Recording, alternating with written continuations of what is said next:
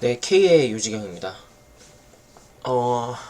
부자가 되려면이라는 방법인데, 이거를 저처럼 한다고 해서 부자가 되는 건 아닙니다. 근데 여러분들한테 하고 싶은 말은, 무조건 저축으로만 부자가 될 수는 없다는 것을 알려드리려고 합니다. 그리고 저는 왜 부자가 되고 싶은지에 대한 얘기를 하게 되는 건데요.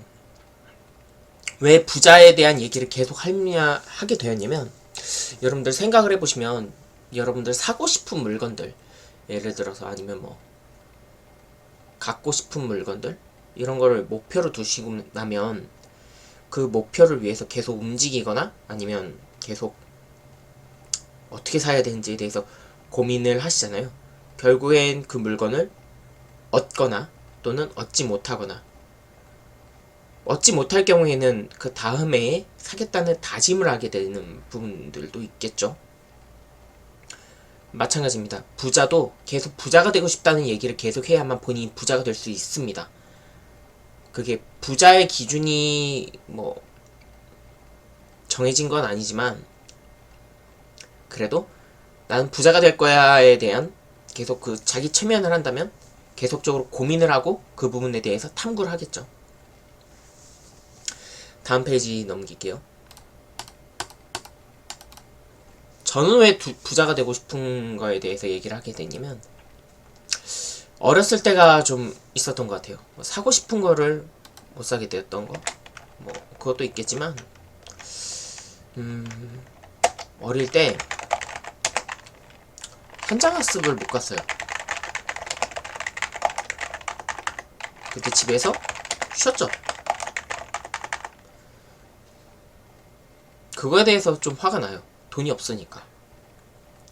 그게 아까 그 다음으로 이어지는, 남들이 하는 것을 못하는 것에 대한 분노도 있어요. 그리고 그게 이어진 게 가난함, 집 없음 등등등. 사기도 한번 당해봤고요. 사기는 그거죠. 남들이 이거에서 이렇게 잘 됐다는데 너도 해봐 라고 하는 순간 자기도 이제 빠져들게 되는 거죠.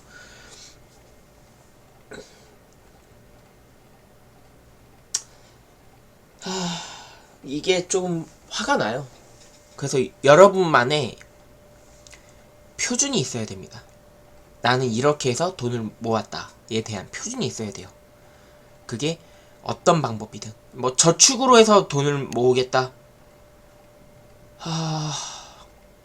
그것도 좋은 방법이지만 저축만이 아닌 다른 방법도 한번 살펴보세요 라는 얘기를 반드시 하셔야 합니다. 그게 뭐 친구들이 예를 들어서 나 저축만 할 거야, 그러면 주식하는 게 좀 걱정되면 금이라도 사봐, 아니면 뭐 다른 걸 좀 사봐 라는 등등에 대한 이야기를 계속 해야 해요. 그런 얘기를 안 하잖아요. 그러면 그 돈에 대한 가치는 계속적으로 떨어지게 됩니다. 왜 제가 이런 얘기를 하게 되냐면, 잠시 뒤에 보여드릴 건데, 최저임금도 오르죠. 근데 돈이 오르는 게 아니라 일한 값에 대해서 오르는 거예요. 그러니까 10,000원이 11,000원이 되는 게 아니라 10,000원은 10년이 지나도 10,000원이에요. 네, 하지만 최저임금이라는 거는 최소한의 돈을 줘야 되는 부분에 대해서 급여를 올리는 거잖아요. 그러니까 한마디로 10,000원을 10년 동안 저축해도 10,000원이에요. 이자가 조금 붙는 거죠. 근데 최저임금이라든지 다른 유망한 기업들에 대한 주식들은 계속 오르고 있죠. 한마디로 최저임금 만치 인상률이 은행 금리와 똑같이 반영되느냐? 아니라고 봐야 돼요. 은행 금리는 때로는 마이너스가 될 수도 있고, 제로 금리 아니면 4% 다양한 금리가 될 수가 있죠. 하지만 대출 금리는 매해마다 오르죠. 그거는 여러분들께서 돈을 빌릴 때 잘 빌려야 됩니다. 한 가지 좀 차트를 하나 보여드릴게요. 잠시만요. 최저금리입니다. 최저임금. 2011년도 때 최저임금이 4,320원이었어요. 이거 어떻게 살았나 몰라. 이게 12년 전이었으니까. 근데 지금 올해 9,620원이죠. 여기 보면 인상률을 보면 16.4%, 이때가 최고점이었죠.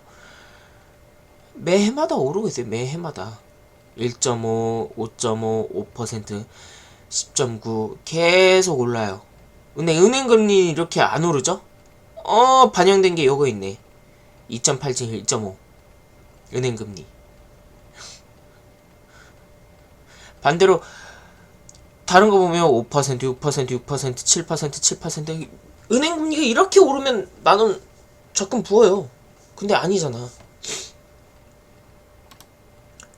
한마디로 은행금리는 본인들한테 유리하게 항상 금리를 만들어 놓습니다.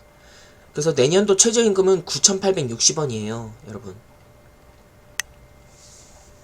다시 본론으로 넘어가서 재테크를 하게 된 이유를 좀 설명할게요. 일단 제가 사기당한 금액을 만약에 삼성전자 주식이라든지 다른 것에 투자를 했다면 그 돈을 완전히 지킬 수 있겠죠. 그리고 그 해마다 나오는 배당금이 상당히 매력적일 수도 있겠죠. 그래서 재테크를 하게 된 이유가 첫 번째가 부자들은 현금보다는 자산을 투자하는 것을 알게 되었어요. 다양한 투자, 미술품, 명품 주식 등등등. 미술품, 명품, 주식 나눠서 이렇게 삽니다. 그래서 주식 투자 이외에는 제가 그래서 주식 투자를 국내 주식 투자를 처음에 배웠었고 이외에는 해외 주식 ETF만을 합니다. 해외 주식 ETF는 제가 직접 사는 건 아니고 또 다른 중개 투자 플랫폼이 있어요. 대표적인 게 파운트, 글릴레오, 에임. 저는 에임을 씁니다. 이게 특징이 뭐냐면 우리가 직접 주식을 살 필요가 있는 게 아니라 이쪽에서 대신 수수료 얼마를 받고 어느 회사 주식 ETF가 낫다, 어느 회사의 펀드가 낫다라는 거를 대신 추천을 해서 매수를 해줘요. 좀 적정한 가격에. 근데 그게 무조건적으로 정답은 아니에요. 근데 제가 밤에 주식창 켜서 주식을 사는 거를 굳이 안 해도 이 사람들 대신 해주니까에 대한 매력적인 포인트가 있는 거죠. 지금 돈을 벌고 있는가? 이거에 대해서는 저나 지 영상을 보고 계신 분들은 다들 마이너스겠죠. 근데 이게 마이너스에 대한 수익률이, 마이너스에 대한 그 퍼센테이지가 50%다. 전체가. 그 문제가 있는 건데, 국내 주식은 지금 20%, 해외 주식은 지금 10% 내외니까 평균이 그 정도라면 잘하고 있는 거 아닐까요? 그리고 저는 반등한다는 것에 대한 믿음을 갖고 있어요. 그리고 배당에 대한 매력을 느끼고 있습니다. 그 돈을 다시 저축을 하고 있고요. 한 가지 일례를 보여드리면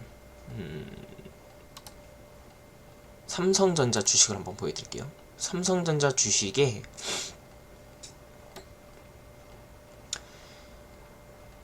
2010년부터 2022년도까지에 대한 증시 현황입니다. 계속 상승장이죠. 중간에 한번 떨어지긴 했었지만 또 조금씩 올라가고 있죠. 이 말뜻은 무엇이냐? 계속적으로 올라갈 수 있다는 그 기관이나 개인 투자자들에 대한 믿음이겠죠? 그게 잘못됐다라기보다는 올라간다는 거죠. 그래서 지금 투자 의견도 매수를 해라, 9만원대 갈 거다 라고 하고, 그리고 외국인들이 지금 53%나 지금 갖고 있죠. 보시면 시가총액 순위가 지금 1위잖아요. 그 말뜻은 뭘까요? 아직도 이 회사에 대한 믿음이 있다는 거죠. 국내 주식 시가총액을 한번 볼까요? 차트를. 1위가 지금 삼성전자죠. 그리고 에너지솔루션, LG, 하이닉스. 여기서 가장 오래된 10위권 안에 있는 기업 중에 네이버를 한번 볼까요? 네이버를 보면 10년간 주식 추이가 이렇게 올라다가 다시 또 떨어앉았어요. 근데 다시 조금씩 오르고 있죠. 무슨 의미일까요? 뭐 이 기술에 대한 믿음이 있겠다는 것도 있겠지만 앞으로도 이 회사는 누구든지 이용할 거다. 안 망한다는 것도 있겠죠. 한번 그 과거에 대한 시가총액 차트가 있나? 과거 시가총액? 과거는 없네요. 일단 다른 종목을 한번 볼까요? 인텔? 인텔리언테크가 나오네. 넷플릭스.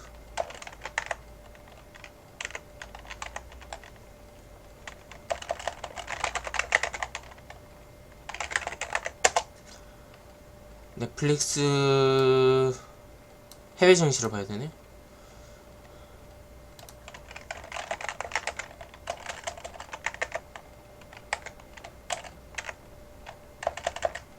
제가 해외 증시를 잘 못 봐요. 그냥 어차피 저는 다우존스나 아니면 뭐 S&P 500 이런 쪽으로 보면 되겠죠. S&P 500 오를까요? 10년 동안 계속 오르고 있죠. 그 말 뜻은 뭐냐? 앞으로 기업에 대한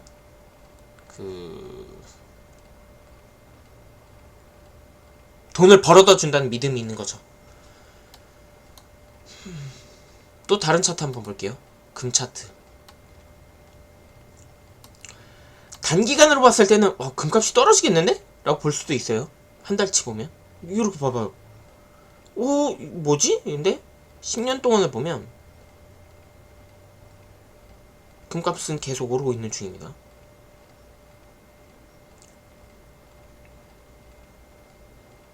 한 돈에 30만원이에요. 과거에는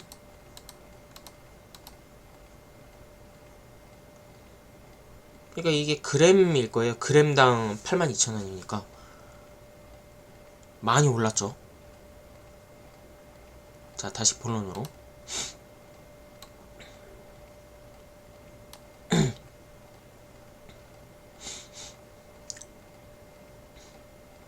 마이너스인데 이걸 단기간으로 본다면 마이너스로 보겠지만 10년, 20년 뒤에는 이 가치는 무궁무진하다는 것을 다시 한번 여러분한테 말씀드리고 싶습니다.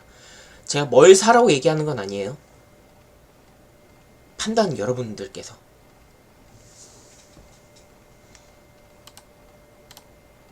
어떻게 해야 부자가 되는가? 확실한 목표가 있어야 됩니다. 그리고 흔들림이 없어야 돼요. 그러니까 생각을 해보면 내가 사는 처지가 이래. 내 사는 처지가 이런데 친구들한테 이런 얘기해. 야, 너 뭐 앞으로 뭘 할 거야? 나는 1억 모으는 게 꿈이야. 오, 이렇게 얘기하는 사람들은 정말 찐친으로 두셔야 돼요. 근데 나 1억 모을 거야. 야, 네가 가진 걸로 뭐 어떻게 1억을 모으려고 하냐? 말이 되냐? 손절하십시오. 그 사람은 당신의 꿈을 언제든지 부정적으로 생각하고 자기 밑으로 두려고 하는 사람입니다. 1억 모으면 끝날까요? 아닙니다. 다음 목표를 만드셔야 됩니다. 그게 10억이든 100억이든 목표를 계속마다 만드셔야 돼요. 기업이 왜 잘 될 수밖에 없냐면 우리나라 기업 잘 되는 기업들 보면 이 사람들은 목표 매출이 어느 정도 달성하잖아요.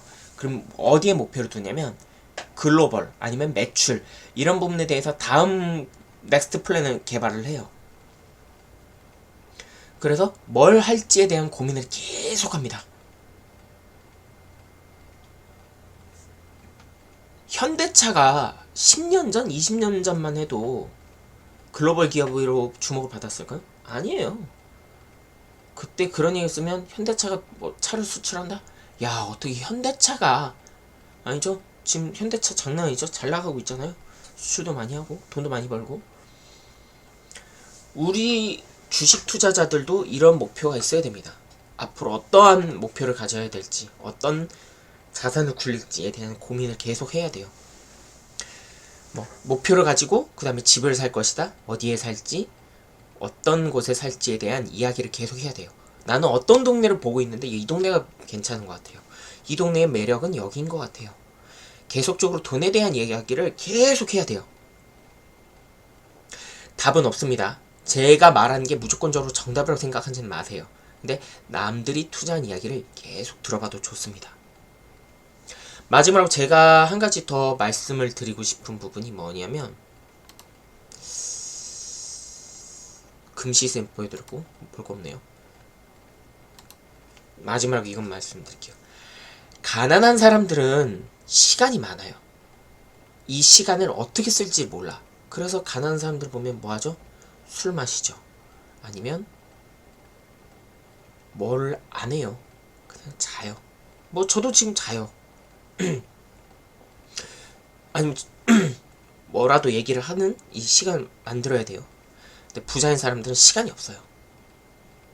정말 부자인 사람 대표적으로 누굴까요? 우리나라 아까 시총 1위 삼성전자 회장 이재용 회장은 지금 이 시간에 놀까요? 아니에요. 계속적으로 임원분들과 이야기하고 지금 새로 나온 폰에 대한 이야기를 계속하고 있을 겁니다. 그러면 이게 끝일까요? 아니죠. 내년에 나올 갤럭시 제품에 대해서 또다시 얘기를 하고 다른 반도체 사업에 대한 얘기를 계속적으로 하겠죠.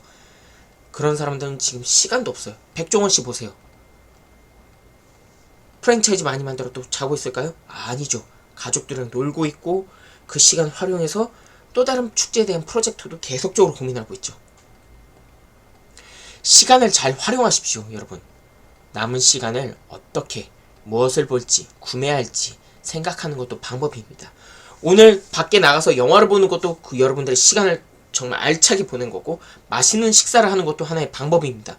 뭐라도 하십시오. 본인을 위해서라든 뭐든 우리에겐 시간이 많습니다.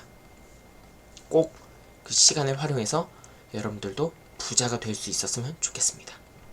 영상 이렇게 마치겠고요.